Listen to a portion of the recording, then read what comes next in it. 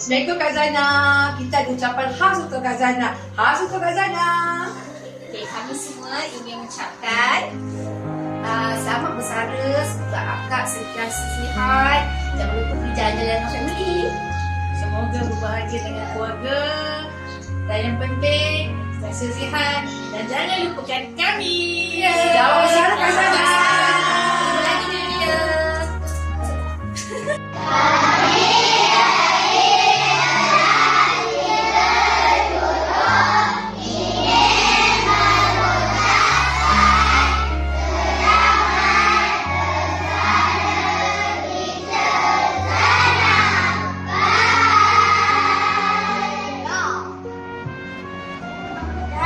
Selamat bersara Kak Zana. Semoga sentiasa sihat.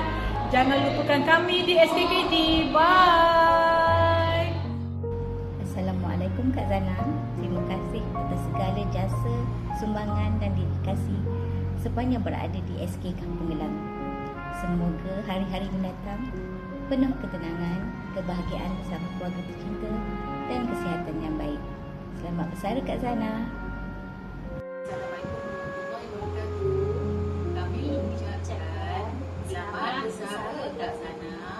Semoga bahagia selalu. Jangan lupakan kami.